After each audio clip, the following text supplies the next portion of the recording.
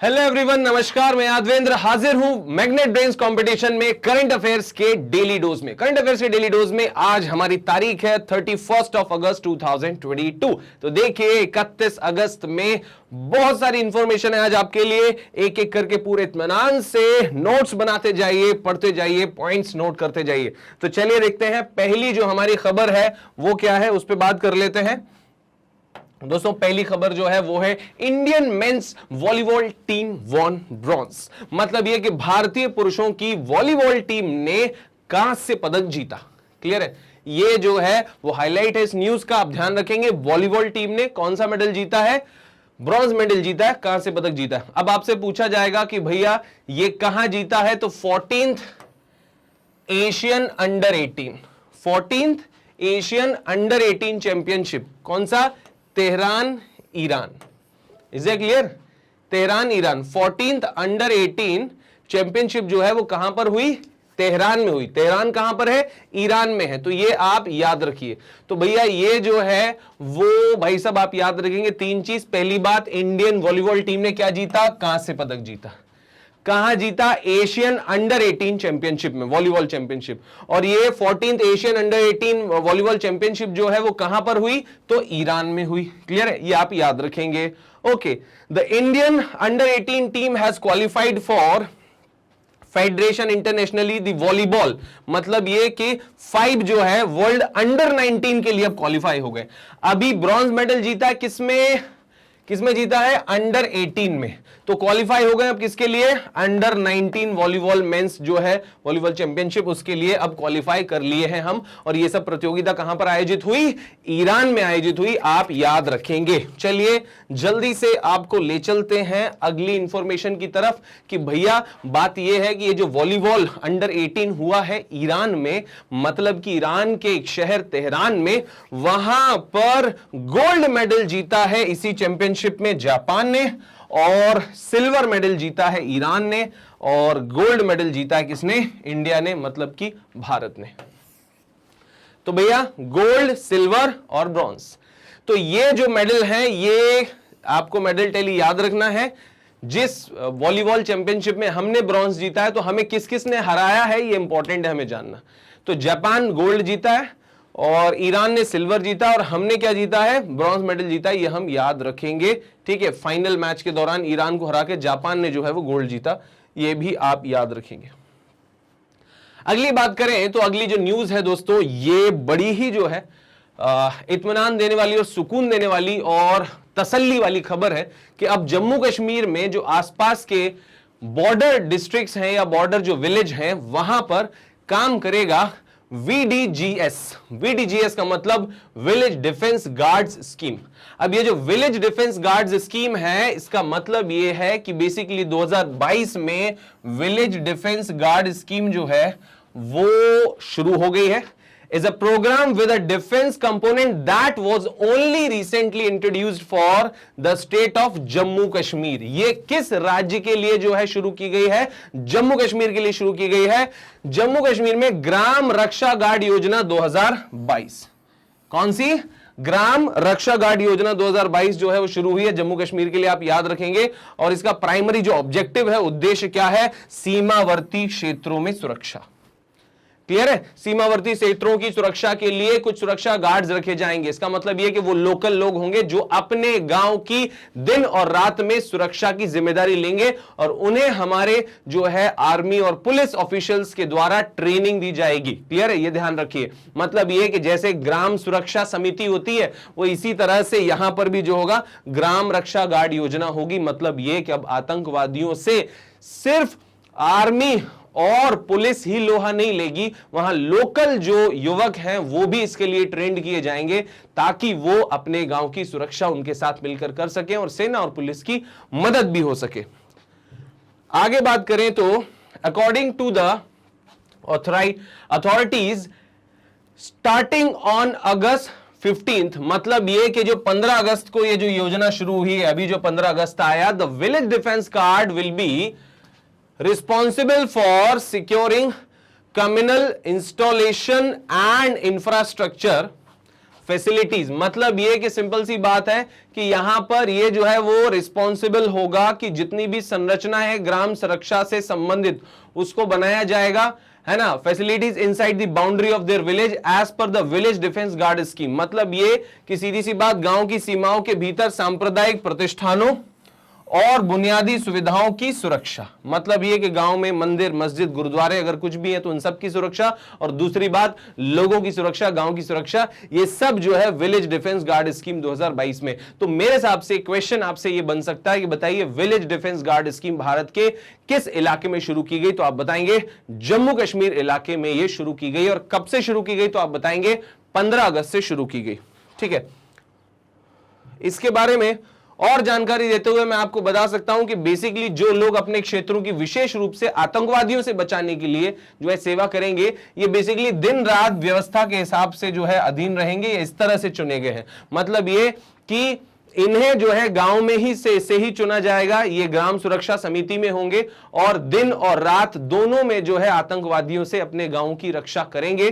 तो काफी हद तक कहीं ना कहीं ये जो वॉलंटियर बेस्ड सिक्योरिटी सिस्टम है ये पुलिस और आर्मी की बड़ी हेल्प करेगा, क्योंकि लोकल लोग जो है अपने इलाके को आसपास से बहुत ज्यादा बेहतर तरीके से जानते हैं, क्योंकि हर वक्त वो वहां रहते भी है। अच्छा, ग्राम सुरक्षा गार्ड योजना 2022 में स्थानीय समुदाय के स्वयं सेवकों की प्रशिक्षित करने में जो है भारतीय सेना और पुलिस हेल्प करेगी। मतलब यह कि village defence guard scheme 2022 involved both the Indian army and police training volunteers. मतलब इंडियन आर्मी और जो पुलिस है ये दोनों ही बेसिकली क्या करेंगे, ये दोनों ही इंडियन आर्मी और पुलिस ट्रेनिंग वॉलंटियर्स, ये दोनों ही जो है basically village defence guard scheme के तहत अपने गांव की सुरक्षा करने के लिए ट्रेनिंग देंगे युवकों को, है ना। तो जो भी युवक हैं जो ट्रेनिंग बेसिकली करना चाहते हैं डिफेंस के साथ जो है वो इंटरेस्टेड अगर हैं तो उन्हें पूरी तरह से जो है वो ट्रेनिंग दी जाएगी, प्रशिक्षण दिया जाएगा ताकि वो अपने गांव की सुरक्षा कर सकें। स्कीम का नाम आप याद रख लीजिए, VDGS, village defence guard scheme. Okay, अब आगे बात करते हैं lieutenant governor of the union territory of Jammu Kashmir कौन है? तो भैया ये है मनोज सिन्हा साहब। ये जो है वो लेफ्टिनेंट गवर्नर है मनोज सिन्हा, कहां के? जम्मू कश्मीर के। लेफ्टिनेंट गवर्नर को हिंदी में क्या बोलते हैं? उपराज्यपाल। उसके बाद फिर बात करें capital of the union territory of Jammu Kashmir जो है तो क्या है? तो भैया गर्मियों में जम्मू कश्मीर जो यूनियन टेरिटरी उसकी कैपिटल होती है श्रीनगर, और सर्दियों में जो है वो जम्मू हो जाती है, क्योंकि सर्दियों में कश्मीर में बर्फ गिरती है तो कैपिटल जो है जम्मू को बना देते हैं। इस तरह से मौसम के हिसाब से दो कैपिटल है, एक श्रीनगर है और दूसरा जम्मू है, ये आपको याद रखना है। ओके, फिर अगली जो न्यूज है, खबर है, वो ईशा फाउंडेशन से है। और ईशा फाउंडेशन के जो फाउंडर हैं वो है सदगुरु जग्गी वासुदेव, है ना। तो सदगुरु जग्गी वासुदेव जो है ईशा फाउंडेशन के जो फाउंडर हैं, उन्होंने ये अभी बताया है कि Isha Foundation sign a MOU, memorandum of understanding, एक समझौता ज्ञापन पर हस्ताक्षर किए हैं। किसके साथ? कर्नाटका सरकार के साथ एक MOU किया है। और वो किसके लिए किया है? टू एनहांस सॉइल हेल्थ, मतलब मिट्टी की जो स्वास्थ्य या हेल्थ जो है उसको सुधारने के लिए या मिट्टी के स्वास्थ्य को बढ़ाए रखने के लिए जो है ईशा फाउंडेशन ने कर्नाटक सरकार के साथ जो है वो MOU या समझौता किया है। ये ईशा फाउंडेशन के संस्थापक कौन है? सदगुरु जग्गी वासुदेव, जिनकी ये फोटो आपको दिख रही है। कर्नाटक और ईशा फाउंडेशन, ये आप याद रखेंगे। क्लियर है? आपसे पूछा जाएगा हाल ही में ईशा फाउंडेशन ने किस सरकार के साथ मिट्टी के स्वास्थ्य को बचाने और बढ़ाने के लिए समझौता किया है? तो आप बताएंगे कर्नाटक सरकार के साथ किया है। सदगुरु जग्गी वासुदेव जो है ये बताते हैं कि उन्होंने लगभग अभी पिछले 90-92 दिनों में 27,278 किलोमीटर की दूरी तय की, है ना। और ईशा फाउंडेशन के लगभग 593 जो है इवेंट्स में हिस्सा लिया, जिसका प्रमुख उद्देश्य जो था या एकमात्र उद्देश्य था वो था सेव सॉइल। मतलब ये कि मिट्टी की सुरक्षा को बनाए रखने के लिए या सॉइल को जो है बचाने के लिए सदगुरु जग्गी वासुदेव ने कुल 27,278 किलोमीटर की दूरी जो है वो तय की और 94 डेज में जो है ये उन्होंने किया है, ये आपको याद रखना है। और 593 कार्यक्रमों में भी हिस्सा लिया। ये मैं आपको डेटा नहीं बता रहा हूं, ना ही एग्जाम में इस तरह से पूछा जाएगा बताइए कितने किलोमीटर की दूरी तय की, लेकिन मैं आपको बताना चाहता हूं कि ईशा फाउंडेशन किस हद तक जो है वो सेव सॉइल मूवमेंट में या मिट्टी बचाओ मूवमेंट में जो है वो शामिल है, इससे आप अंदाजा लगा सकते हैं कहीं ना कहीं। कर्नाटका के चीफ मिनिस्टर जो हैं जिन्होंने कि ये समझौता करवाया है ईशा फाउंडेशन के सदगुरु जग्गू वासुदेव के साथ में, उन सीएम का नाम है बसवराज सोमप्पा बोम्मई, है ना, बसवराज सोमप्पा बोम्मई जो है, या बसवराज बोम्मई भी बोला जाता है, ये कर्नाटक के सीएम है। कर्नाटक जो है उसकी कैपिटल बेंगलुरु है, और दूसरी बात कि ईशा फाउंडेशन के जो संस्थापक हैं वो हैं भाई साहब जगदीश वासुदेव, है ना, जिन्हें सदगुरु जग्गी भी कहा जाता है या जग्गी वासुदेव भी कहा जाता है, ये आप याद रखेंगे, ठीक है। ओके, इनसे रिलेटेड जो जानकारी थी मैंने आपको बता दी। अब बढ़ते हैं अगली खबर की तरफ। दोस्तों हमारी अगली खबर है एम्स से related. AIIMS to be named after local heroes, मतलब ये कि जो एम्स है वो का नाम लोकल हीरोज के नाम पर रखा जाएगा। एम्स का नाम किसके नाम पर रखा जाएगा? लोकल हीरोज के नाम पर रखा जाएगा, है ना, स्थानीय नायकों के नाम पर रखा जाएगा एम्स का नाम। अभी बेसिकली फुल्ली और पार्शियली कुल 23 एम्स जो है वो भारत में है ना, और इनके नाम जो है वो लोकल या तो नायकों के नाम पे या स्मारकों के नाम पर या भौगोलिक आइडेंटिटी मतलब ज्योग्राफिकल आइडेंटिटीज के नाम पर जो है वो रखे जाएंगे। The government of India has given the approval or a proposal to give specific names to all aims based on the regional heroes, है ना, है ना, जैसे कि मान लीजिए भैया टंटिया भील हो गए किसी पर्टिकुलर इलाके में, है ना, या मुंडा समुदाय में जो है बिरसा मुंडा हो गए, है ना, या कहीं किसी लोकल इलाके में जो है बहुत ज्यादा अगर पॉपुलर है सरदार पटेल, वैसे सब जगह, लेकिन इनका कोई लोकल इलाका भी है जहां, तो जो जो हीरो नेशनल हीरोज है जिस जिस इलाके से बिलोंग करते हैं, जैसे अटल जी हैं वो मध्य प्रदेश से बिलोंग करते हैं, या मान लीजिए किशोर कुमार है वो मध्य प्रदेश से बिलोंग करते हैं, लता मंगेशकर मध्य प्रदेश से बिलोंग करती हैं, तो ऐसे करके, है ना, यूपी से बहुत सारी हस्तियां बिलोंग करती हैं, तो जो जन जहां से बिलोंग करते हैं उनके नाम पर जो है ये एम्स का नाम रखा जाएगा, ये आप याद रखेंगे। स्वतंत्रता सेनानी हो, है ना, या वहां पर कोई ऐतिहासिक घटना घटी हो, इन सभी को ध्यान में रखकर जो है इन नामों को तय किया जाएगा। ओके, आपको मैं जानकारी के लिए बता दूं क्योंकि हम में से बहुत सारे लोग इन चीजों पे ध्यान देते ही नहीं है कभी, तो वो मैं आपको बताना चाह रहा हूं कि बेसिकली हमारे यहां जो है करीब अभी 20 से ऊपर 20 से 21 जो एम्स हैं वो फंक्शनल हैं, और कुछ जो है प्रपोज्ड हैं, कुछ अंडर कंस्ट्रक्शन है ना, तो वो सब मैं आपको एक बार बता देना चाहता हूं। सबसे पहले जैसे हमारे देश का हृदय मतलब दिल्ली, एम्स न्यू दिल्ली, ये भारत का पहला जो है वो बेसिकली एम्स कहलाता है। इसका एस्टेब्लिशमेंट हुआ था 1956 में और अनाउंसमेंट हुआ था 1952 में, है ना, तो ये जो है एम्स का एस्टेब्लिशमेंट हुआ, है ना, और ये पहला एम्स है। उसके बाद फिर धड़ाधड़ बहुत सारे एम्स जो हैं एस्टेब्लिश होते गए। आपको बता दूं कि ये देखिए AIIMS Bhopal, AIIMS Bhubaneswar, AIIMS Jodhpur, AIIMS Patna, AIIMS Raipur, AIIMS Rishikesh, है ना, तो भोपाल तो आपको पता ही है मध्य प्रदेश में है, ठीक है। फिर भुवनेश्वर जो है वो कहां पर है? उड़ीसा में है। फिर बात करें तो जोधपुर जो है वो राजस्थान में है, ठीक है, और एम्स जो है वो कहां पर है? पटना में है, तो मतलब बिहार में है एम्स पटना, ठीक है। एम्स रायपुर जो है वो छत्तीसगढ़ में है, और एम्स ऋषिकेश जो है वो उत्तराखंड में है। तो ऐसे करके आपको याद रहेगा, ये सब जो है अनाउंसमेंट हुए थे 2003 में और बन के तैयार हुए 2012 में। 1 2 3 4 5 6, क्लियर है। अच्छा, फिर आगे बात की जाए तो ये एम्स रायबरेली जो है वो यूपी में है, ये भी जो है वो तैयार हुआ। मतलब आप देखें तो 2012 तक हमारे यहां बेसिकली कितने जो है वो एम्स का अनाउंसमेंट हो चुका था 2012 तक, तो भैया 8 एम्स का अनाउंसमेंट हुआ था 2012 तक। 2012 के बाद से जो है 8, मतलब आप खुद ही सोच लीजिए कि 9 के बाद से 25 तक जो सारे अनाउंसमेंट है वो सब अभी बाद में हुए हैं, ठीक है। तो एम्स मंगलगिरी जो है वो कहां पर है? तो एम्स मंगलगिरी आंध्र प्रदेश में है, आप याद रख लीजिए, है ना। सिटी जो पड़ती है वो विजयवाड़ा पड़ती है ना। तो मंगलगिरी आंध्र प्रदेश में है ना, और एम्स मंगलगिरी। एम्स नागपुर जो है वो महाराष्ट्र में है, आपको पता ही है। एम्स गोरखपुर जो है वो यूपी में है, ये भी आपको पता है। फिर एम्स कल्याणी जो है ये वेस्ट बंगाल में है। कल्याणी नाम कम सुनते हैं लोग, इसलिए मैंने यहां पर मेंशन किया है कि वेस्ट बंगाल में है। फिर एम्स बठिंडा पंजाब में है, एम्स गुवाहाटी जो है वो कहां है, असम में है, ठीक है। उसके बाद फिर बात करें तो एम्स विजयपुर जो है वो जम्मू एंड कश्मीर में है ना। 2015 में जो है बेसिकली इसका अनाउंसमेंट हुआ था और 2020 में जो है ये स्टेब्लिश हो गया कंप्लीट, है ना, विजयपुर जम्मू कश्मीर में। एम्स बिलासपुर जो है वो छत्तीसगढ़ में है, एम्स मदुरई जो है वो तमिलनाडु चेन्नई, ठीक है। फिर एम्स दरभंगा, है ना। अच्छा, ये जो मैंने आपको डिफरेंट कलर में ये जो बताए हैं ना, इसका मतलब ये है कि ये अंडर कंस्ट्रक्शन है अभी, है ना, मतलब ये कि फुल्ली फंक्शनल है नहीं अभी। तो ये जो है एम्स मदुरई और एम्स दरभंगा जो है अभी कंस्ट्रक्शन इनका चल रहा है। फिर उसके बाद बात करें तो एम्स जो है वो कश्मीर, एम्स देवघर, ये देवघर जो है वो कहां पर है, देवघर ये झारखंड में है। फिर एम्स राजकोट है, ये राजकोट कहां पर है भैया, गुजरात में है, जीजे गुजरात, है ना, एम्स गुजरात। और ये जो है वो कहां पर है, झारखंड में है, ठीक है, ओके।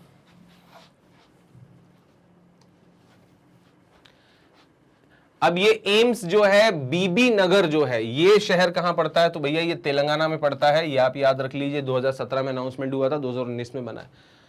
और ये जो है वो प्रपोज्ड है अभी फिलहाल, बाकी सबका कंस्ट्रक्शन चल रहा है। एम्स जो है वो मनेठी का जो है, ये हरियाणा में है, एम्स मनेठी और एम्स मणिपुर, इन सब का कंस्ट्रक्शन चल रहा है अभी।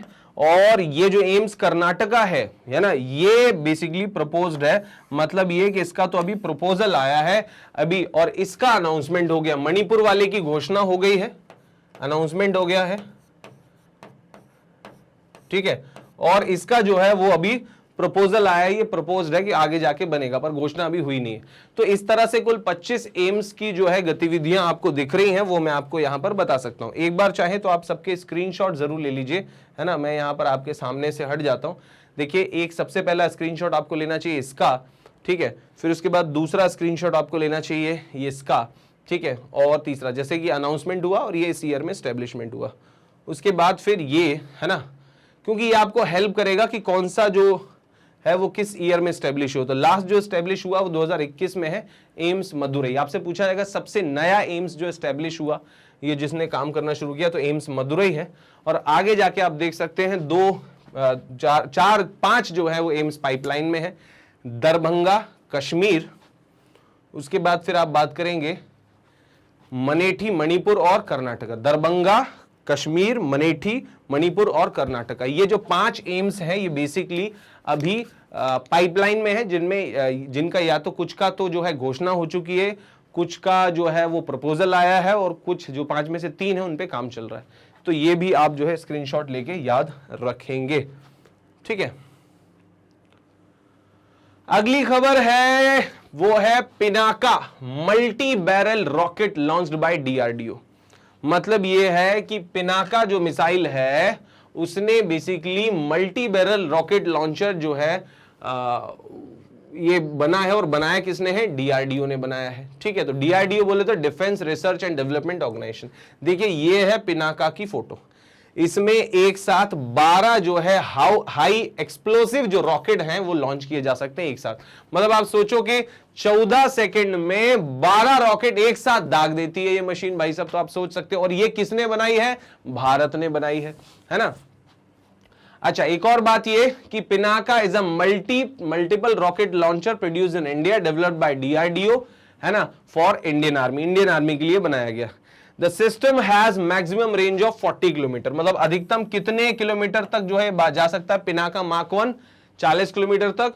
और पिनाका माक 1 एनहेंस्ड जो एक और परीक्षण हुआ था, माक 1 एनहेंस्ड, वो जो है वो 60 किलोमीटर तक जो है इसकी रेंज है।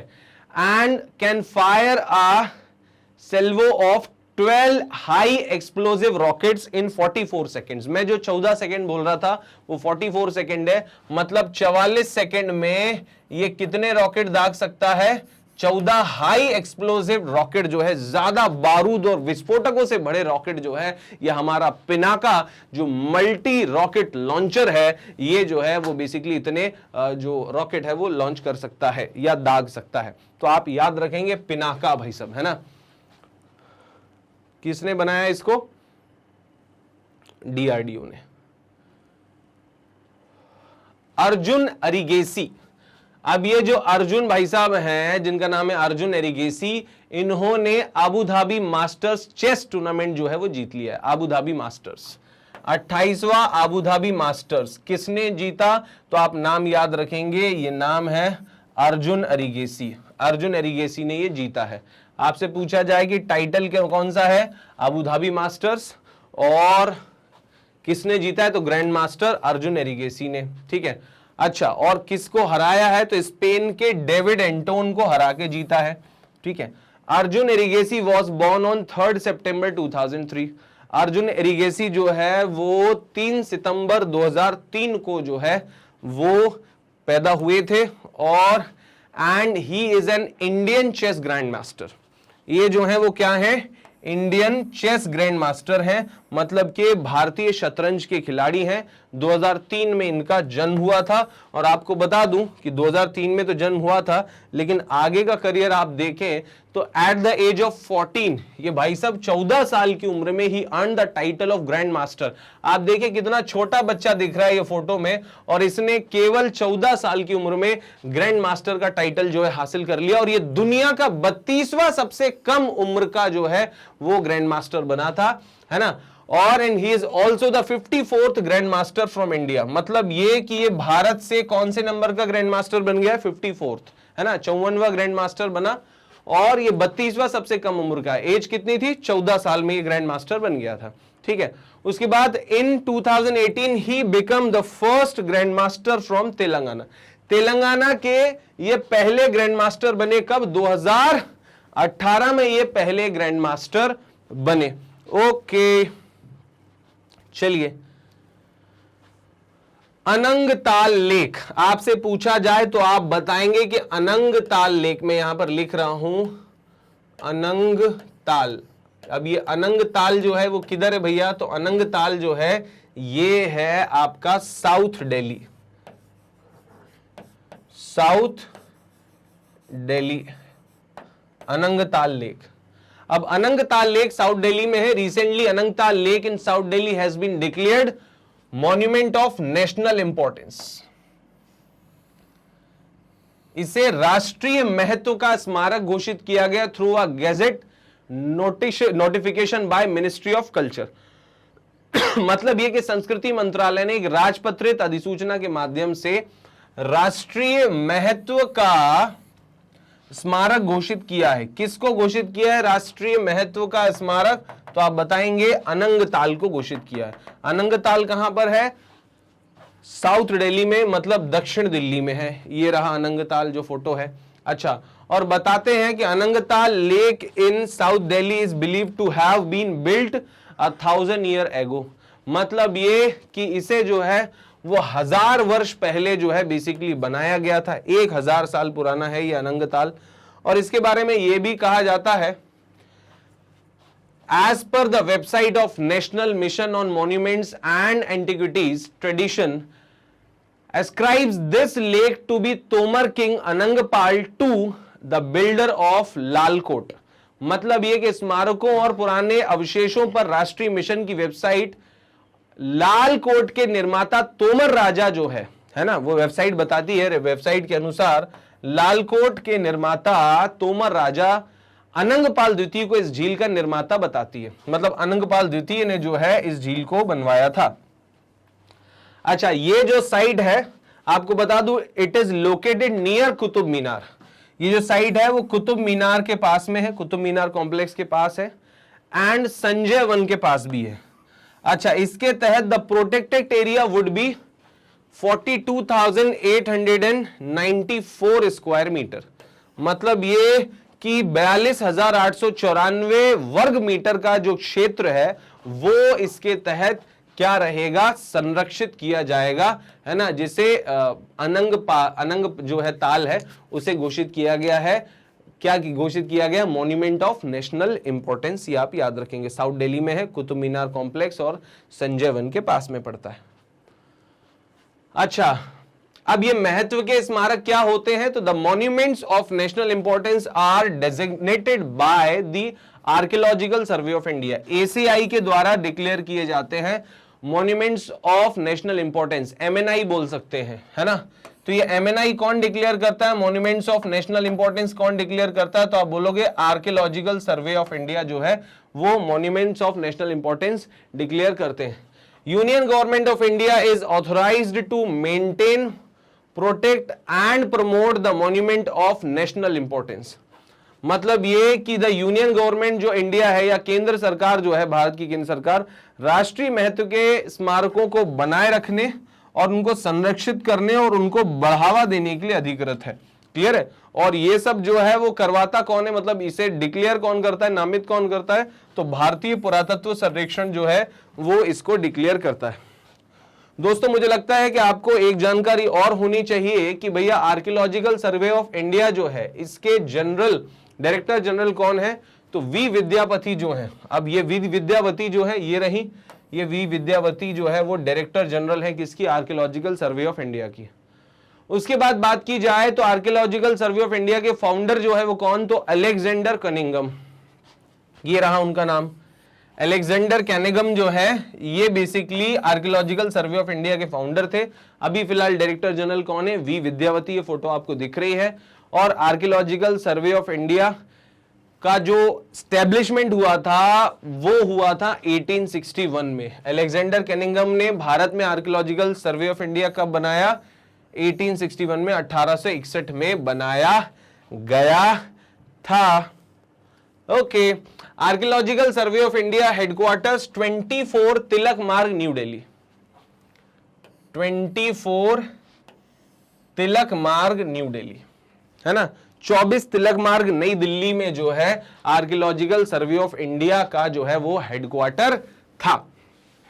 अच्छा, मतलब है, मुझे बोलना चाहिए है। अच्छा, उसके अलावा फिर बात करें तो आर्कियोलॉजिकल सर्वे ऑफ इंडिया की जो पेरेंट ऑर्गेनाइजेशन है वो कौन है, मतलब ये कि किसके अंतर्गत आता है, तो ये संस्कृति मंत्रालय के अंतर्गत आता है।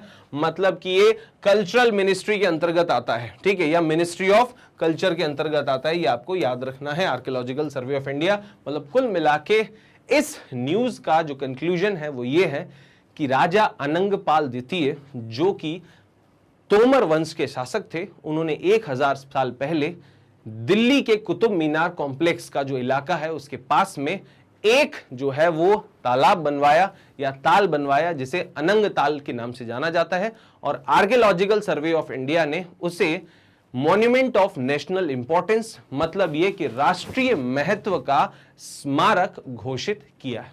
क्लियर है। चलिए ओके, अब बढ़ते हैं नेक्स्ट। अगली जो खबर है वो क्या है, तो भैया अगली खबर जो है वो है भविष्य की।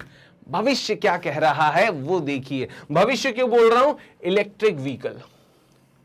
मैं तो फ्रेंड्स आपको बताऊं ना, अभी मैं जहां भी कहीं इलेक्ट्रिक व्हीकल कहीं देखता हूं ना, अंदर से बड़ी प्रसन्नता होती है कि हमारे देश की जो जनता है जो अंधाधुंध पेट्रोल पर पैसे खर्च कर रही है, गाड़ियों पर पैसे खर्च कर रही है, आने वाले 2-3 साल में ऐसा समय आने वाला है कि साइकिल से भी कम के खर्च पर जो है 2 व्हीलर्स और 4 व्हीलर्स लोग दौड़ा रहे होंगे। कोई टेंशन नहीं होगा क्योंकि पेट्रोल नहीं, इलेक्ट्रिक व्हीकल होंगे। और दूसरी बात, 2-4 साल बाद एक और समय ऐसा आएगा कि जब उसे चार्ज करने की जरूरत भी नहीं होगी क्योंकि सोलर व्हीकल आ जाएंगे। मतलब ये कि एक ऐसी गाड़ी होगी जो सूरज की रोशनी से चार्ज होगी और चलती रहेगी चलती रहेगी चलती रहेगी। तो ये भविष्य की कल्पनाएं हैं जो साकार होने वाली हैं। बाकी इस फील्ड में अभी फिलहाल क्या चल रहा है वो मैं आपको बता देता हूं। Basically electric vehicle charging and battery swapping solution के बारे में यहां पर बात हो रही है। Hero electric and Indian electric scooter maker, है ना, ये जो हीरो इलेक्ट्रिक है ये एक इलेक्ट्रिक स्कूटर मेकर है ना। और उन्होंने क्या किया है, मेकर अनाउंसेस अ पार्टनरशिप। इन्होंने क्या किया, गठबंधन किया, पार्टनरशिप की है, हिस्सेदारी की है विद जियो बीपी। अब आप बोलोगे जियो बीपी क्या है, तो भैया देखो जियो तो आप सब जानते हो, है ना, मुकेश भाई अंबानी की कंपनी है जियो, रिलायंस कम्युनिकेशन, सॉरी रिलायंस वालों की। अच्छा, और बीपी जो है वो क्या है, तो ये है ब्रिटिश पेट्रोलियम, भारत पेट्रोलियम नहीं, ब्रिटिश पेट्रोलियम। तो ब्रिटिश पेट्रोलियम के साथ में टाई अप किया था जियो और बीपी ने, इनका ज्वाइंट वेंचर है। तो जियो बीपी के साथ में हीरो इलेक्ट्रिक ने जो है वो क्या किया है, पार्टनरशिप की है to provide EV charging and battery swapping solution in India. मतलब ये कि इलेक्ट्रिक व्हीकल्स चार्जिंग और बैटरी स्वैपिंग। बैटरी स्वैपिंग मतलब आप मान लीजिए यहां से बनारस गए और वहां जाके देखा कि भैया बैटरी जो है वो डिस्चार्ज है, तो अब ऐसे नहीं होगा कि आपको कहीं 3 घंटे रुक के और बैटरी जो है वो चार्ज करो पहले 2-2.5 घंटे और उसके बाद फिर चलना शुरू करो। नहीं, अब क्या होगा, बैटरी स्वैपिंग की फैसिलिटी आ जाएगी। मतलब आप पेट्रोल पंप्स जैसे हैं तो ईवी स्टेशन पे आप जाएंगे, वहां अपनी बैटरी उन्हें देंगे, उनसे बैटरी लेंगे और आगे बढ़ जाएंगे। और आगे जाके कभी जब वो बैटरी डिस्चार्ज होगी तो दूसरी स्टेशन पे आप वो बैटरी दे देंगे। और यहां मतलब जैसे बैंक में ट्रांजैक्शंस होता है ना कि आपने पैसा इधर जमा किया, उधर से पैसा विड्रॉ कर लिया, उस एटीएम में जमा कर लिया, वहां से पैसा निकाल लिया और आपके अकाउंट में अपडेट होता रहता है। तो ऐसे ही इलेक्ट्रिक व्हीकल चार्जिंग जो स्टेशन है उनका एक नेटवर्क पूरे देश में हो जाएगा और लोग जो है बैटरी बदल सकेंगे और बिना वेट के आगे बढ़ सकेंगे। जैसे ही बैटरी जो है वो खत्म हुई या बैटरी डिस्चार्ज हुई, क्या किया जाएगा, बैटरी निकाल के इस चार्जिंग स्टेशन पे दे दी जाएगी, वहां से एक बैटरी मिलेगी जिसे आप बाहर से ही जो है वो असेंबल कर सकते हो और लगा सकते हो। तो ये बहुत अच्छा जो है वो कंसेप्ट है जो लेके आए कौन कौन, एक तो हीरो इलेक्ट्रिक प्लस जियो बीपी है ना, ब्रिटिश पेट्रोलियम, ये मिलके जो है ये काम कर रहे हैं। The partnership between Hero Electric and Jio BP will allow the automaker customers access to the letters charging and battery swapping infrastructure। मतलब इलेक्ट्रिक जो हीरो इलेक्ट्रिक और जियो बीपी के बीच में जो पार्टनरशिप है, ये बेसिकली हीरो इलेक्ट्रिक के जो ग्राहक हैं उनको बाद में चार्जिंग और बैटरी स्वैपिंग की जो है फैसिलिटी भी देंगे। मतलब ये कि अगर अभी आपके पास चार्जिंग का समय नहीं है तो आप बैटरी दे सकते हो और बदले में दूसरी बैटरी ले सकते हैं और फिर आगे जो है कभी आप उस बैटरी को लौटाकर दूसरी बैटरी ले सकते हैं। तो ये सारा सिस्टम जो है वो डेवलप किया जाएगा, ऐसी व्यवस्था इंफ्रास्ट्रक्चर तैयार किया जाएगा। 2020 में a joint venture between Mukesh Ambani led Reliance Industries and British oil giant BP called Jio BP. मतलब ये कि 2020 में ही ये गठबंधन हुआ है, ज्वाइंट वेंचर बना है किस किस के बीच में, तो मुकेश अंबानी की रिलायंस की जियो और साथ में ब्रिटिश पेट्रोलियम कंपनी ब्रिटेन की जो है जियो बीपी, इन दोनों ने मिलकर जो है इलेक्ट्रिक व्हीकल के लिए charging station plus battery swapping का जो कॉन्सेप्ट है वो लाने के लिए वो टाई अप किया है। ओके, फिर आगे बात करते हैं India first 3D printed post office. ये एक और दूसरी प्रसन्न कर देने वाली खबर। आप सोचिए कितना अच्छा लगेगा ये सुन के, जब हमें पता लगेगा कि जो घर बनाने में महीनों का वर्षों का जो समय मेहनत और पैसा लग जाता है, अब उससे कीमत आधी से भी आधी हो जाएगी और समय भी कम से कम लगेगा। क्या खबर है वो बताता हूं। India first 3D printed post office, Bharat का पहला 3D प्रिंटेड जो है पोस्ट ऑफिस बनाया जाएगा। तो India first 3D printed post office is slated to come up in Bengaluru. आपसे पूछा जाएगा भारत का पहला 3D प्रिंटेड जो पोस्ट ऑफिस है वो बेसिकली कहां पर स्टैब्लिश किया जाएगा, तो बेंगलुरु कर्नाटक में स्टैब्लिश किया जाएगा। Is that clear? अच्छा, पारंपरिक भवन पर खर्च की गई राशि का लगभग 1/4 खर्च होगा। मतलब ये कि नॉर्मली ट्रेडिशनल घरों में आप जो पैसा लगाते हो उसका कितना 1/4 ही जो है वो खर्च होगा इसमें, है ना। तो ये बहुत अच्छी बात है। एक बड़ा सा जो है विशालकाय 3D प्रिंटर होता है और जो अपने हिसाब से इस तरह से जो है मटेरियल, कंक्रीट, लोहा, वो सब जो पिघला हुआ है वो यूज करता है मेल्टेड, और इस तरह से घर बन के तैयार हो जाएगा। किसी को कुछ नहीं करना, not even a single labour will work here. मतलब मशीन सब कुछ करेगी यहाँ पर, है ना। तो ये 3D प्रिंटेड हाउस जो है वो बनाया गया है, ये एग्जाम्पल है। और इस तरह का डाकघर कहां, कर्नाटक बेंगलुरु में स्थापित किया जाएगा, आपको याद रखना है। Okay. The new post office building in Cambridge layout in हलासुरु। अब यहां पर यह पूछा जाएगा कि भैया ये कहां पर होगा, तो भैया बेंगलुरु में एक जगह है जिसका नाम है हलासुरु, और हलासुरु में क्या है, एक कैम्ब्रिज लेआउट नाम की जगह है। तो वहां पर जो है ये नया पोस्ट ऑफिस बना जाएगा। न्यू पोस्ट ऑफिस का एड्रेस क्या होगा जो 3D प्रिंटेड होगा, Cambridge layout, Halasuru, Bengaluru, will be built using 3D printed and is likely to be completed within next month। सोचिए 1 महीने में ये पोस्ट ऑफिस जो है वो तैयार हो जाएगा। इस तरह का कुछ डिजाइन होता है जो दे दिया जाता है तैयार करके किसको, प्रिंटर को, 3D प्रिंटर ये इस तरह का ढांचा बना देता है। उसके बाद आप रंग रोगन कर लीजिए बढ़िया, और दरवाजे लगा लीजिए, खिड़कियां लगा लीजिए, और ये वो आपको 1 महीने से भी कम समय में बना के दे देगा। लगातार काम करने वाली मशीन, एक्यूरेसी के साथ साफ सुथरा वर्क करेगी। The post office building is being constructed by Larsen and turbo. मतलब आपसे पूछा जाएगा कि ये जो 3D प्रिंटेड पोस्ट ऑफिस बन रहा है कौन बना रहा है, तो L&T बना रहा है, लार्सन एंड टर्बो बना रहा है, which is the only company currently in India utilizing 3D printing technology for construction. 3D printing technology for construction. 3D printing technology for construction, है ना। मतलब ये कि अभी तक L&T के अलावा हमारे देश में किसी और के पास 3D प्रिंटिंग टेक्नोलॉजी नहीं है। L&T है जो देश में 3D प्रिंटिंग की तकनीक से जो है वो कंस्ट्रक्शन का काम या भवन निर्माण का काम कर रहा है। तो L&T का नाम, लार्सन एंड टर्बो का नाम आप याद रखेंगे। अपॉइंटमेंट की बात हो रही है भैया, चलिए अपॉइंटमेंट की बात करते हैं। IDFC, infrastructure development finance corporation, है ना। तो IDFC limited board has approved the appointment of Mahendra N Shah, Mahendra N Shah as managing director of the company with effect from 1 October. 1 October से, मतलब अगले महीने से महेंद्र एन शाह जो हैं वो MD बनाए जाएंगे। किसके MD बनाए जाएंगे? IDFC के। IDFC के MD बनने जा रहे हैं महेंद्र एन शाह। अच्छा, और दूसरी बात यह कि the term of Sunil Kakkar as managing director and CEO of the company will end on 30 September. मतलब ये जो आने वाला महीना है उसकी आखिरी तारीख, मतलब 30 सितंबर तक कौन बने रहेंगे? सुनील कक्कड़। तो आपसे पूछा जाएगा कि IDFC के MD के रूप में जो महेंद्र एन शाह बनने वाले हैं वो किसका स्थान लेंगे, किसकी जगह पर आ रहे हैं? तो आप बताएंगे सुनील कक्कड़ की जगह पर आ रहे हैं। चलिए ठीक है, तो याद रखेंगे अभी IDFC में कौन है? सुनील कक्कड़ है। इनकी जगह पर कौन आ रहे हैं?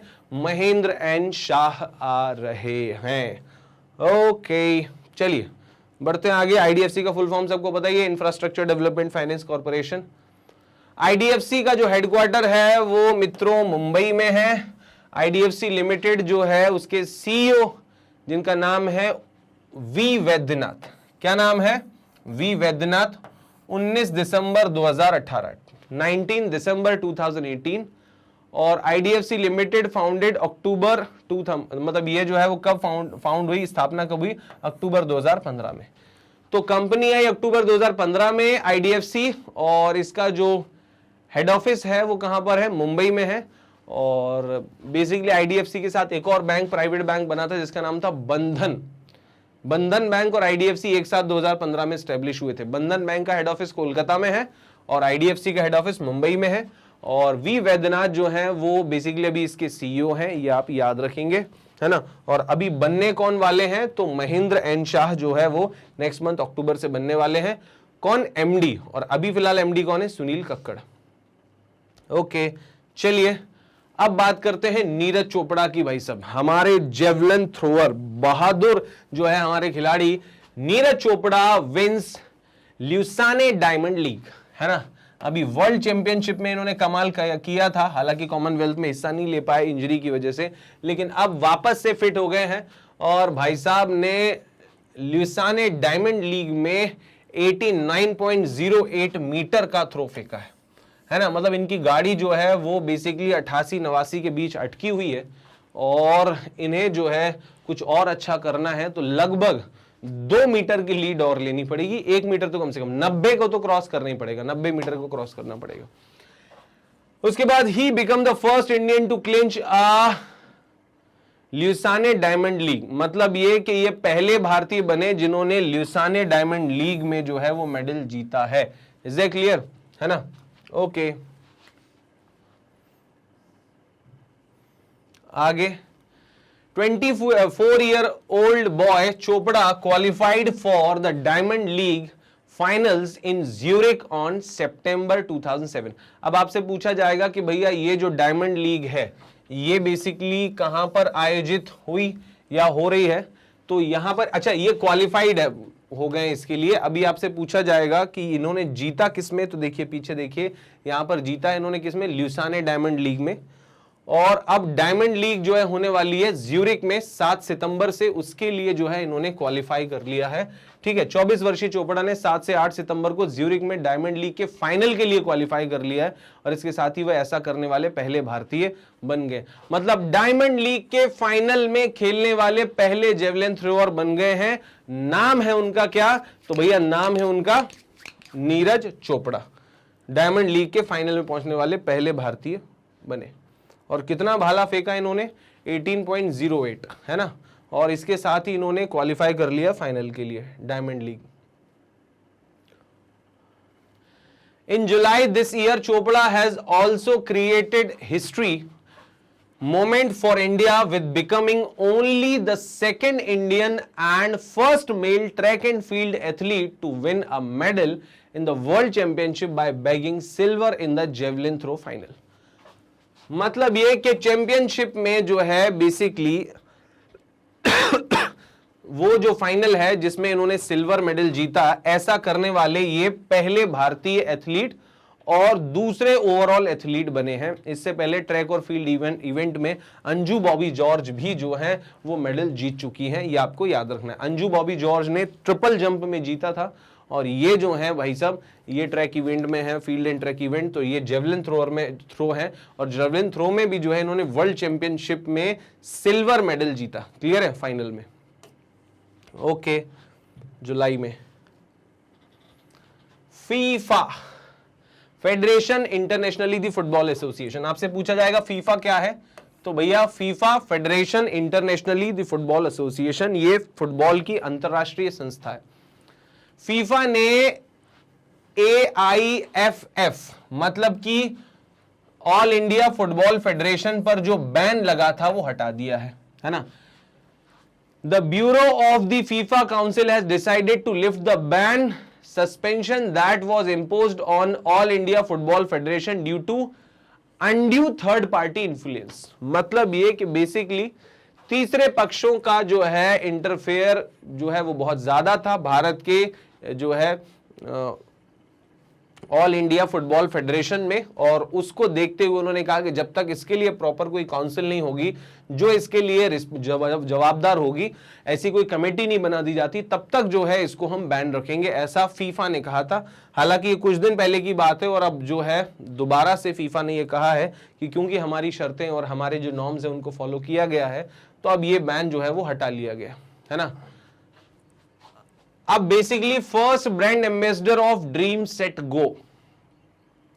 ड्रीम सेट गो जो है वो sports experience and travel platform है ना। मतलब ये कि बेसिकली स्पोर्ट्स को जो है प्रमोट करने के लिए और साथ में एक ट्रेवल प्लेटफॉर्म भी है जो दुनिया भर में जो स्पोर्ट्स इवेंट होते हैं उनमें जो है उन तक पहुंच बनाने के लिए काम कर रहा है। और इसने जो है वो ब्रांड एम्बेसडर बनाया है ड्रीम सेट गो ने। किसको? सौरव गांगुली को जो है वो ब्रांड एम्बेसडर बनाया है ड्रीम सेट गो ने। ये आप याद रखेंगे। स्पोर्ट एक्सपीरियंस और ट्रेवल प्लेटफॉर्म ड्रीम सेट गो ने सौरव गांगुली को अपना पहला ब्रांड एम्बेसडर घोषित किया। Founded in 2009। आपसे पूछा जाए ड्रीम सेट गो कब स्टैब्लिश हुई, तो 2019 में। Dream Set Go is solving a specific problem, access to world wide sporting events. मतलब ये कि दुनिया भर में जो स्पोर्ट्स इवेंट होते हैं उन तक पहुंच कैसे बनाई जाए, उसके लिए सॉल्यूशन दे रहा है। और साथ साथ में एक्सपीरियंस जो है, फैन का अनुभव जो है वो और ज्यादा विशिष्ट बनाने की जो है वो कोशिश कर रहा है। एक विशिष्ट समस्या को हल कर रहा है।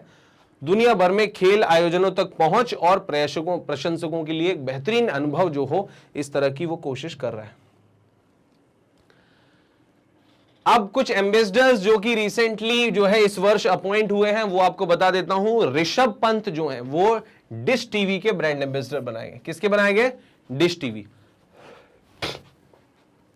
फिर उसके बाद बात करें तो झूलन गोस्वामी जो हैं वो बेसिकली लेजेंड लीग क्रिकेट जिसमें पुराने या ओल्ड या सीनियर क्रिकेटर्स खेलते हैं, उनके सभी जितने भी महिला मैच हैं, all women match official team जो है उसकी ब्रांड एम्बेसडर बनाई गई हैं। और ये जो है वो किसने डिक्लेयर किया है? लेजेंड्स लीग क्रिकेट में, है ना। तो लेजेंड लीग क्रिकेट में all women match official team की जो है ब्रांड एम्बेसडर बनाई गई। अच्छा, ऋषभ पंत को उत्तराखंड का ब्रांड एम्बेसडर भी बनाया गया है ना, ये भी अच्छी बात है, आप याद रख लीजिए। उत्तराखंड, पुष्कर धामी साहब जो है आपके सामने खड़े हैं और ऋषभ पंत को इन्होंने क्या किया है, ब्रांड एम्बेसडर बनाया। फिर इसके बाद जसप्रीत बुमराह, है ना, जसप्रीत बुमराह जो है वो यूनिक्स जो है बेसिकली ये ईयरफोन जो है ब्रांड है और इसका जो है ब्रांड एम्बेसडर बनाया गया है जसप्रीत बुमराह को, ये आप याद रखिए।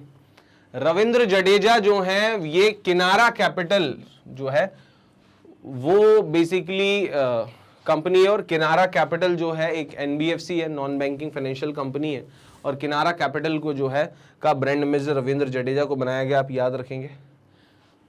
फिर इसके बाद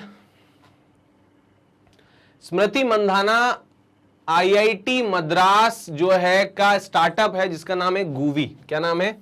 गूवी नाम का जो है आईआईटी मद्रास का स्टार्टअप है जो कि बेसिकली कोडिंग की ट्रेनिंग देगा। मतलब अगर आप ऑनलाइन कोडिंग जो है वो सीखना चाहते हो तो भविष्य बनाने के लिए कोडिंग सीखिए और कोडिंग की ट्रेनिंग जो है आईआईटी मद्रास प्रोवाइड कराएगा। ओके, इसके बाद सौरव गांगुली, है ना, तो ये बेसिकली सेंचुरी एलईडी के भी जो है ब्रांड एम्बेसडर बनाए गए हैं सौरव गांगुली, है ना, इनको सेंचुरी एलईडी ने अपना ब्रांड एम्बेसडर चुना है। मतलब एक बार आप मेहनत कर लीजिए, अपना ऊंचा मुकाम हासिल कर लीजिए, बाकी दुनिया आपके सामने काम करने के लिए तैयार है या साथ में काम करने के लिए तैयार, आप ऐसा कह सकते हैं। राहुल द्रविड़ को जो है प्लेटो ने बेसिकली, जो प्लेटो जो है वो शूज के जो है वेरेबल, शूज वेरेबल जो है उसके जो ब्रांड है उसका एम्बेसडर बनाया गया है। किसको? राहुल द्रविड़ को प्लेटो का जो है ब्रांड एम्बेसडर बनाया गया। फिर बात करें तो वानी कपूर को जो है Noise fit two smart watch, है ना, तो नॉइज़ का फुल फॉर्म जो है ब्रांड एम्बेसडर बनाया गया है नॉइज़ का। किसको? वानी कपूर को, ये आप याद रखेंगे। उसके बाद फिर बात करें तो रवि शास्त्री फैन कोड का जो है, ये जो है बेसिकली एक ऐप है, स्पोर्ट्स ऐप है फैन कोड, और फैन कोड के जो ब्रांड एम्बेसडर बनाए गए हैं वो रवि शास्त्री बनाए गए हैं, ये आप याद रखते हैं। फिर महेंद्र सिंह धोनी को गरुड़ा एयरस्पेस जो कि एक ड्रोन डेवलपमेंट जो है कंपनी है, ड्रोन के जरिए इंसान की जिंदगी कैसे आसान बनाई जा सकती है, कस्टमाइज जो है वो कैसे किया जा सकता है डेली की जरूरतों में ड्रोन को, इस सब के लिए काम कर रही है। और वो काम करने वाली संस्था का नाम क्या है? गरुड़ा एरोस्पेस। महेंद्र सिंह धोनी जो है उसके एम्बेसडर बनाए गए हैं। रॉबिन उथप्पा जो है वो कर्नाटका ब्रेन हेल्थ इनिशिएटिव जो है बेसिकली, इसके कर्नाटका ब्रेन हेल्थ इनिशिएटिव के एम्बेसडर बनाए गए हैं रॉबिन उथप्पा, ये आप याद रखेंगे, कर्नाटका ब्रेन हेल्थ इनिशिएटिव। फिर शुभमन गिल एंड ऋतुराज गायकवाड़, ये दोनों जो है माई 11 सर्कल आपने देखा होगा, है ना, ये एक ऐप है जहां पर लोग जो हैं वो अनुमान लगाते हैं, प्रेडिक्शन देते हैं कि टीम कैसा खेलेगी और इसके आधार पर उन्हें फाइनेंशियली कुछ इनाम जीतने का मौका भी मिलता है। अगली जो न्यूज है भाई साहब वो CO2 से रिलेटेड है, कार्बन इमिशन से रिलेटेड है। आपको बता दें कि हमारा जो देश है उसका एक लक्ष्य है एशिया के साथ, संपूर्ण एशिया के साथ, to achieving net zero target by 2070। Net zero target मतलब 2070 तक हम चाहते हैं कि संपूर्ण तरीके से कार्बन इमिशन देश में बंद हो जाए, कार्बन का उत्सर्जन जो है देश में बंद हो जाए, ऐसा हम जो है वो चाहते हैं। Achieving net zero emission by 2070 could boost India's economy by as much as 4.7% above the projected baseline growth in GDP terms by 2036, worth a total of $371 billion। कहने का मतलब यह है कि बेसिकली अगर हमने 2070 का नेट जीरो जो है कार्बन इमिशन का जो टारगेट है वो पूरा करने की तरफ अगर कदम बढ़ाया और उसे सीरियसली लिया तो हमारी जीडीपी जो है उसमें कितने का ग्रोथ आएगा? 4.7% का ग्रोथ आएगा, और जो है 4.7% हमारी जीडीपी ज्यादा ग्रो करेगी, ऐसा यहां पर कहा जा रहा है ना। और जीडीपी में जो है कुल $371 बिलियन की जो है मूल्य वृद्धि हो सकती है, ऐसा बोला जा रहा है 2036 तक। It could boost GDP by 7.3%, है ना, मतलब कि 470 billion, and create almost 20 million additional jobs by 2032, मतलब 2032 तक जो है वो लगभग 20 मिलियन रोजगार जो है ये पैदा कर सकती है। अब आप देखो डिफरेंस जो है वो क्या है खबरों में, वो ये है ना, कि हमारी जो इकोनॉमी, इंडियाज इकोनॉमी जो है वो बूस्ट कर सकती है as much as 4.7% above the projected baseline growth, है ना, 7.7% अबव, मतलब इससे ज्यादा। और 2032 तक जो टोटल हमारा ग्रोथ रेट पहुंचेगा वो कितना पहुंचेगा, 7.3%, है ना, इट कुड बूस्ट। अच्छा, और आप ये भी याद रखें कि कितने रोजगार मिलेंगे, तो 20 मिलियन जो है एडिशनल रोजगार भी जो इससे मिलेंगे, जो कि नेट जीरो टारगेट है 2070 का। अच्छा, अब आपको बता दूं कि एक कमेटी है जो कि 4 मेंबर कमेटी है जिसने कि ये नेट जीरो टारगेट जो है वो सेट किया था, 4 मेंबर कमेटी। इसमें कौन कौन है, तो केविन रूड जो कि ऑस्ट्रेलिया के प्राइम मिनिस्टर रह चुके हैं, बान की मून जो कि यूनाइटेड नेशन के जो है जनरल सेक्रेटरी रह चुके, उसके बाद फिर नीति आयोग के अध्यक्ष जो रह चुके हैं अरविंद पनगड़िया,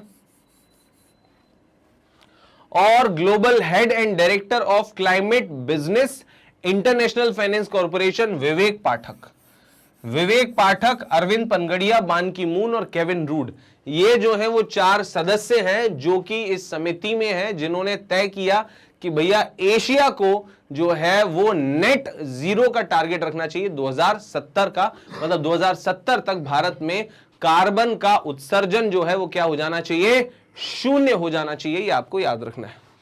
ओके,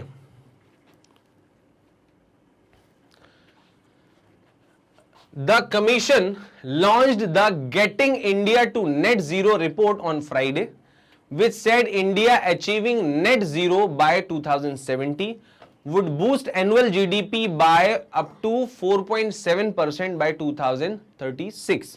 मतलब ये कि 2036 तक हमारी जो सालाना जीडीपी विकास दर है उसमें 4.7% का ग्रोथ आएगा, ऐसा रिपोर्ट में कहा गया है, जो अभी आई है रिपोर्ट, है ना, इस कमीशन ने जो दी है।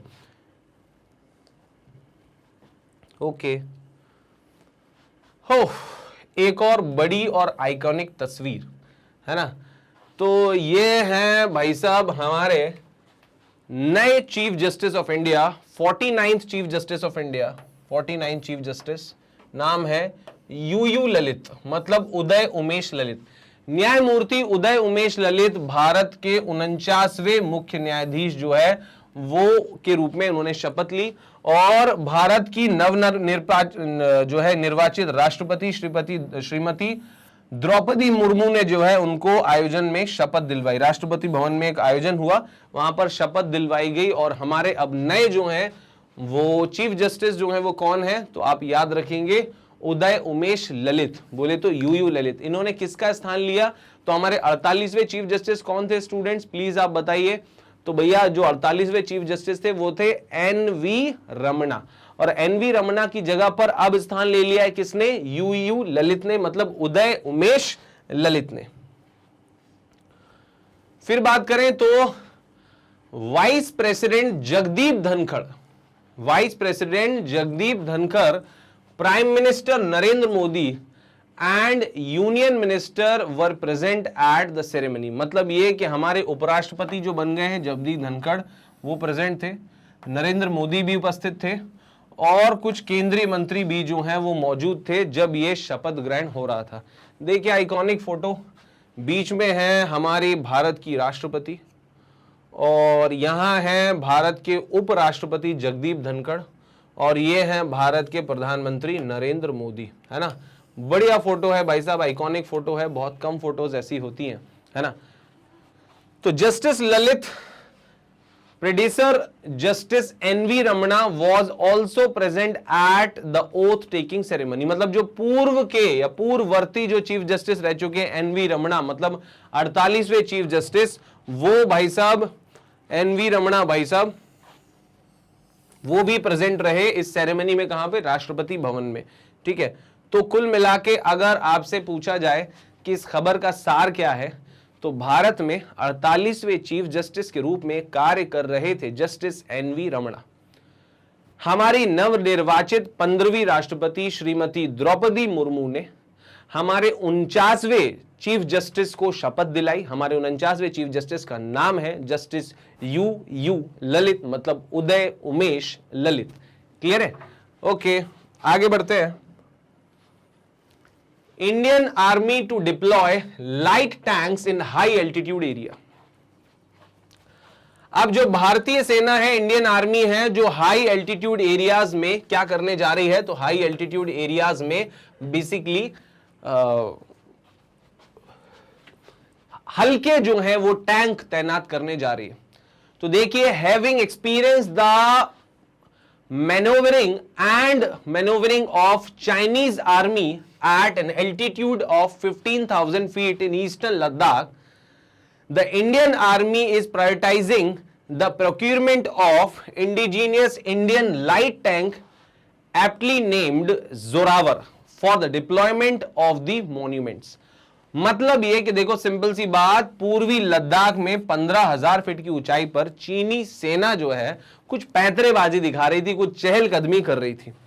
उसका अनुभव होने पर भारतीय सेना पहाड़ों में तैनाती के लिए स्वदेशी मतलब भारत में बने लाइट टैंक जो है वो खरीदने को प्राथमिकता दे रही है, जिसका उपयुक्त नाम जो है क्या रखा गया, जोरावर नाम रखा गया। तो जोरावर नाम से जो है ये भारतीय टैंक है, ये लाइट वेट टैंक है जो पहाड़ों पर और हाई एल्टीट्यूड एरियाज में जो है वो अच्छे से कार्य कर सकता है, क्षमताएं उसकी बिल्कुल वैसी हैं। और दूसरी बात ये कि ये जो है वो स्वदेशी है, पूरी तरह से भारत में बना है, ये और अच्छी बात है, जोरावर। और कारण क्या है, चीन है ना, चीन जो है वो जब बहुत ज्यादा अपना आर्मी ऑपरेशंस और गश्ती और चहलकदमी कुछ बढ़ा रहा है ना, 15,000 फीट की ऊंचाई पर लद्दाख में, तो भारत भी जो है वो अब टैंक तैनात करके अपनी सुरक्षा सुनिश्चित करना चाहता है। Indian army to deploy light tank, तो आपको बता दें कि Zorawar, this project of light tank has been named after Zorawar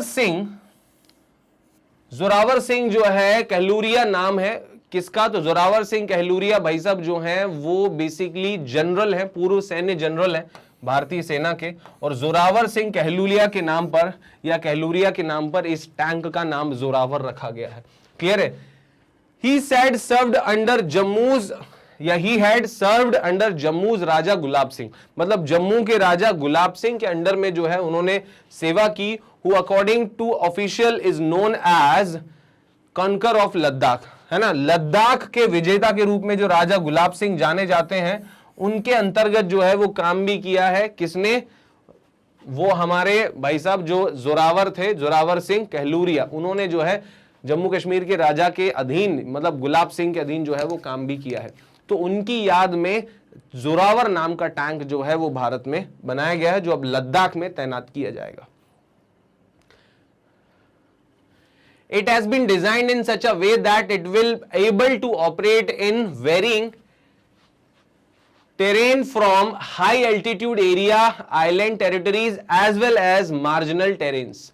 मतलब ये कि इसे इस तरह से डिजाइन किया गया कि उच्च ऊंचाई वाले क्षेत्र, द्वीप क्षेत्रों के साथ साथ सीमांत इलाके से अलग अलग इलाकों में काम करने में ये सक्षम होगा, है ना। नाम क्या है टैंक का भैया? तो टैंक का नाम है Zorawar. Okay, BOB financial launches co branded RuPay contactless credit card. मतलब ये कि bank of Baroda financial launched a Yoddha co branded RuPay credit card. योद्धा नाम से जो है को ब्रांडेड क्रेडिट कार्ड जो है लॉन्च किया जा रहा है, रुपे बेस्ड है। और कौन लॉन्च कर रहा है? बैंक ऑफ बड़ौदा फाइनेंस, मतलब बीओबी फाइनेंस। तो bank of Baroda financial solution जो है वो जो लॉन्च कर रहा है वो किसकी मदद से कर रहा है? NPCI, national payment corporation of India की मदद से। और किसके साथ कर रहा है? इंडियन आर्मी के साथ, है ना। तो इंडियन आर्मी और बैंक ऑफ बड़ौदा, है ना, दोनों का ये जो क्रेडिट कार्ड होगा ये बेसिकली को ब्रांडेड क्रेडिट कार्ड कहलाएगा। मतलब इन सब का नाम जो है इसमें मेंशन होगा। ओके, द न्यू को branded credit card will be made available on the RuPay platform. मतलब ये जो क्रेडिट कार्ड आएगा वो किस पर होगा, रूपे प्लेटफॉर्म पर आधारित होगा। ठीक है, ये रूपे है, ठीक है, रूपे पेमेंट सर्विस है ये, ठीक है। और साथ साथ में जो है इसमें कॉन्टेक्टलेस फीचर भी होंगे। मतलब ये कि जरूरी नहीं है कि आपको अगर पेमेंट करना है तो आप इसे स्वैप करें पीओएस मशीन में, आप पीओएस मशीन के पास भी ले जाएंगे तो पेमेंट हो जाएगा। मतलब बैंक ऑफ बड़ौदा फाइनेंशियल ने इंडियन आर्मी के साथ मिलकर जो है को ब्रांडेड क्रेडिट कार्ड जो है वो लॉन्च किया है। आपको याद रखना है, जो कॉन्टेक्टलेस फीचर और रुपे फैसिलिटी से भी लेस होगा। एनपीसीआई जो है, national payment corporation of India, है ना, चीफ ऑपरेशनल ऑफिसर उसके जो हैं एनपीसीआई के, वो हैं भैया प्रवीणा राय। कौन है, प्रवीणा राय। यहां पर ये एनओसीआई लिखा है जबकि होना चाहिए एनपीसीआई, तो आप याद रखेंगे एनपीसीआई, प्रवीणा राय। उसके बाद फिर बात करें तो भैया MD and CEO BFSL, bank of Baroda financial solution limited, तो शैलेंद्र सिंह है, ठीक है। फिर chief of army staff general Manoj Pande, है ना, आर्मी स्टाफ के चीफ जो है इस समय कौन है, तो जनरल मनोज पांडे हैं, ये आप याद रखेंगे इनका नाम, ठीक है।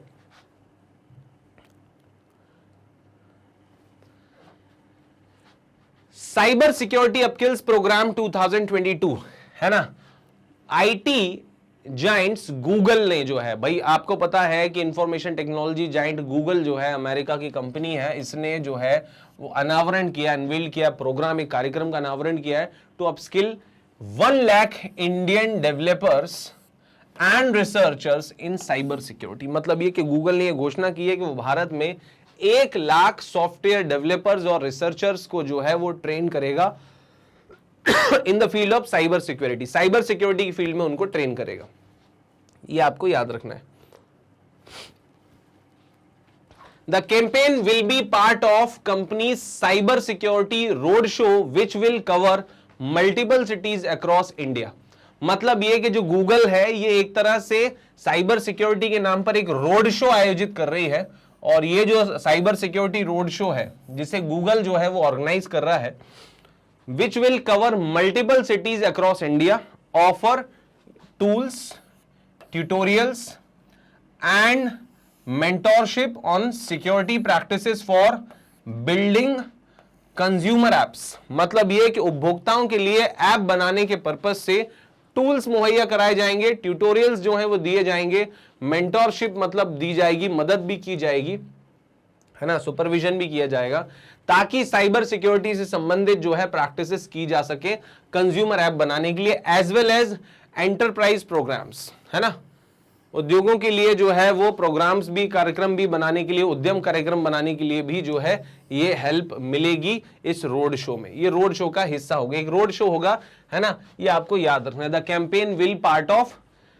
Company cyber security road show जो इंडिया में चलाया जाएगा। उसके तहत कितने युवाओं को, 1 लाख युवाओं को सॉफ्टवेयर डेवलपर की जो है वो ट्रेनिंग दी जाएगी, ताकि वो कस्टमाइज ऐप जो है कंज्यूमर्स के लिए बनाए जा सके। Android and Google cloud and will be aimed at upskilling 1 lakh engineers in India. Android और गूगल क्लाउड जो है मिलके इसके लिए 1 लाख इंजीनियरों को जो है वो स्किल की ट्रेनिंग देंगे।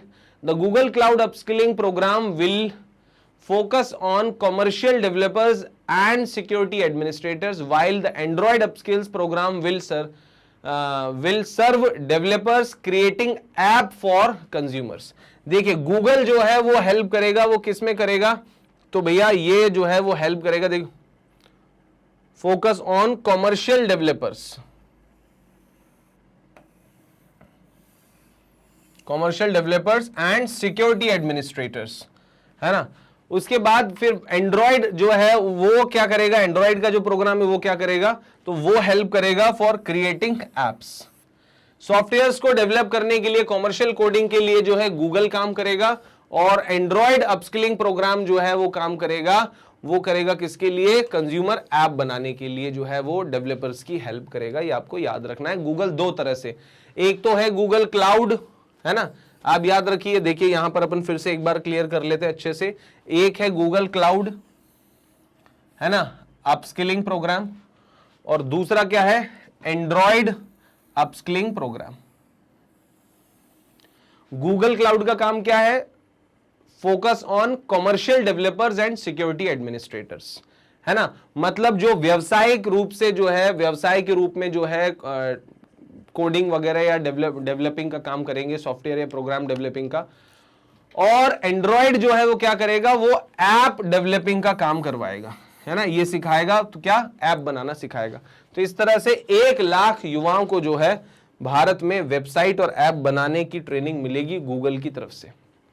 गूगल जो कि मैंने बताया एक बहुत बड़ा आईटी जाइंट है ना, और ये दोनों इसके फाउंडर्स हैं। Basically Google founded in 1998। Google की स्थापना कब हुई थी, 1998 में हुई थी। गूगल फाउंडर्स जो है वो कौन है, तो Larry Page and Sergey Brin. Larry Page and Sergey Brin जो है ये बेसिकली इसके फाउंडर हैं, लैरी पेज और सर्गेई ब्रिन।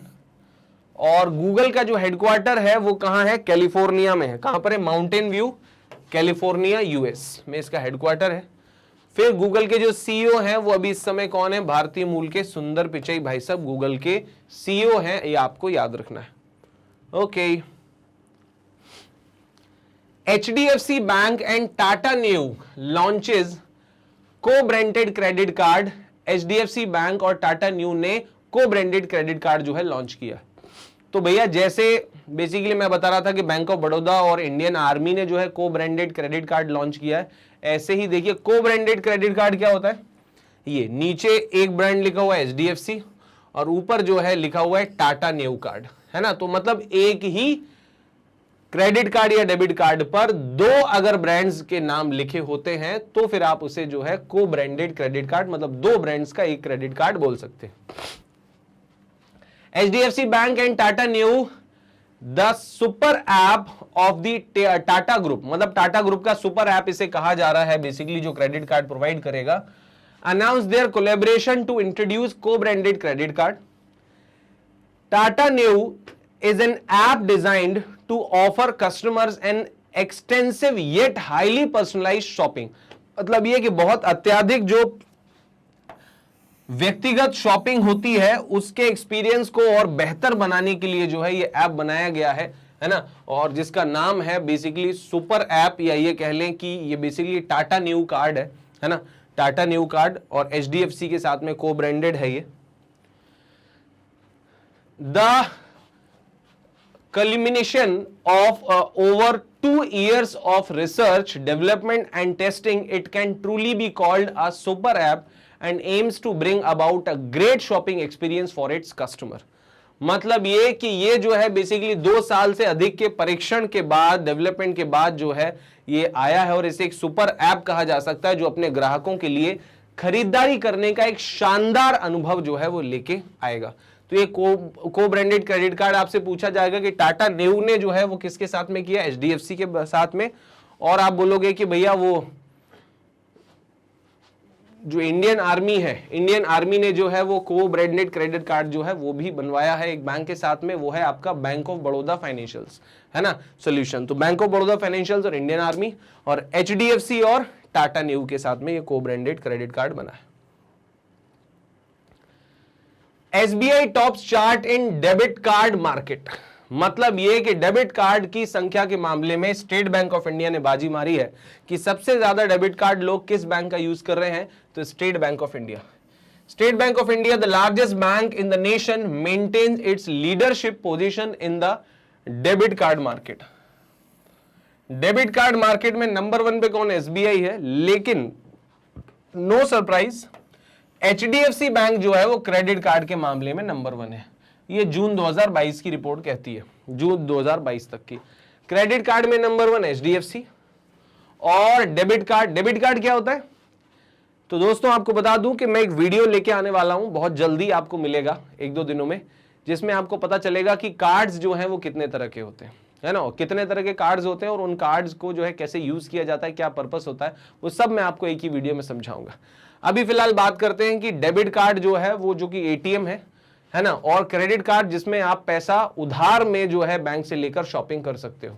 तो ये डेबिट कार्ड में नंबर 1 है SBI, है ना, और डेबिट कार्ड में आप अपने अकाउंट से पैसा निकालते हो जो पहले से जमा है, और क्रेडिट कार्ड में आप पैसा बैंक से उधार लेते हो जो आप बाद में जमा करते हो। ठीक है, तो ये आपको याद रखना है। फिर आगे बढ़े। Chairman of state Bank of India Shri Dinesh Kumar खरा और chairman of HDFC bank Deepak Parekh, है ना। दिनेश कुमार खरा जो है वो किसके चेयरमैन है? तो दिनेश कुमार खरा जो है वो बेसिकली एसबीआई के चेयरमैन है, और एचडीएफसी के जो चेयरमैन है वो है दीपक पारेख। ये आपको याद रखना है ना। ये दिनेश कुमार खरा भाई साहब है ना। दीपक पारेख का फोटो भी आप सर्च करेंगे तो आपको मिलेगा। Nagaland gets second railway station. Nagaland को भैया दूसरा रेलवे स्टेशन मिला है। मतलब ये कि आजादी को इतने साल हो गए और नागालैंड को अभी दूसरा ही रेलवे स्टेशन मिला है। North east state Nagaland got its second railway station after a gap of more than 119 years. 119 सालों के बाद नागालैंड को दूसरा रेलवे स्टेशन नसीब हुआ, और वो कहां पर हुआ? तो वो जगह का नाम है शोखुवी। क्या नाम है? शोखुवी में एक नई सुविधा के चालू होने के साथ उत्तर पूर्वी राज्य नागालैंड में 119 साल से अधिक के अंतराल के बाद अपना दूसरा रेलवे स्टेशन जो है वो मिला है। नागालैंड में दूसरा रेलवे स्टेशन कहां मिला है? शोखुवी। ये आप याद रखेंगे। दीमापुर रेलवे स्टेशन जो है वो पहला रेलवे स्टेशन कहलाया, जो 1903 में जिसका उद्घाटन हुआ था, दीमापुर रेलवे स्टेशन। अभी दूसरा जो हो गया वो शोखुवी हो गया, और पहला जो था वो दीमापुर था। दूसरा जो हुआ वो 2022 में हुआ, 2022 में, है ना। और जो पहला हुआ था वो 1903 में हुआ था। तो आप समझ सकते हैं, है ना। ये पहला रेलवे स्टेशन जो है जिसका उद्घाटन वहां हुआ था 1903 में, दूसरा अभी हुआ है। और चीफ मिनिस्टर जो है वहां के कौन है? नेफ्यू रियो, है ना। उन्होंने जो है ट्रेन को हरी झंडी दिखाई, और वो कौन सी ट्रेन जो है वहां से होके जो है जो हरी झंडी दिखाई वो थी डोनी पोलो, है ना। डेनी पोलो जो है, Donyi Polo express from Shokhuvi railway station during the day. मतलब जो नया रेलवे स्टेशन बना है वहां से नागालैंड के चीफ मिनिस्टर, नाम है उनका नेफ्यू रियो, और डोनी पोलो एक्सप्रेस को जो है उन्होंने हरी झंडी दिखाई, है ना। The Donyi Polo express run daily between Guwahati in Assam, है ना। असम के गुवाहाटी से उसके बाद फिर नाहरलगुन अरुणाचल प्रदेश, है ना। कहां पर? नाहरलगुन अरुणाचल प्रदेश। तो गुवाहाटी से नाहरलगुन,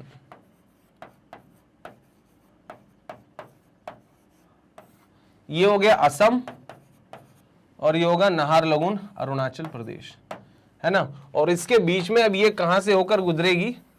ये नागालैंड से होकर भी गुजरेगी। और नागालैंड में कौन से स्टेशन पर होकर गुजरेगी भैया? तो ये नागालैंड में रुकेगी शोखुवी रेलवे स्टेशन पर, जो कि दूसरा रेलवे स्टेशन है किसका?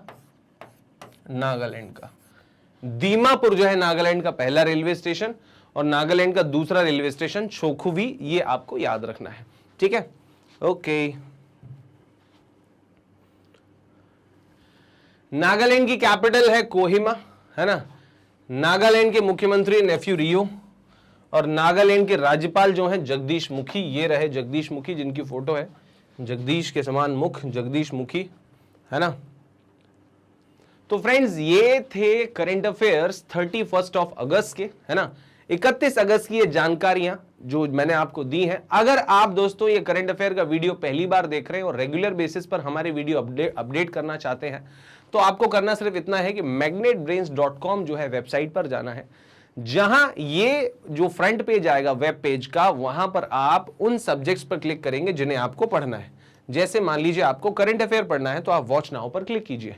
वॉच नाउ पर क्लिक करने के बाद इस तरह से एक पेज ओपन होगा, जहां पर वो सारे वीडियोस और लेक्चर्स दिए गए हैं जो हमने डेट वाइज करंट अफेयर्स के लिए अपलोड किए। अगर आप किसी पर्टिकुलर डेट का वीडियो देखना चाहते हैं, तो यहां आप क्लिक करेंगे, उस डेट का वीडियो ओपन होगा और आपकी पढ़ाई हो जाएगी शुरू। इसे आप दूसरे तरीके से भी कर सकते हैं। आपको करना यह है कि आप YouTube जो है खोलिए, youtube.com खोलिए, वहां आप हमारा YouTube चैनल मतलब कि मैग्नेट ब्रेन्स जो है .com, मैग्नेट ब्रेन्स कंपटीशन, मुझे कहना चाहिए magnet brains competition YouTube channel पर आप सब्सक्राइब कीजिए।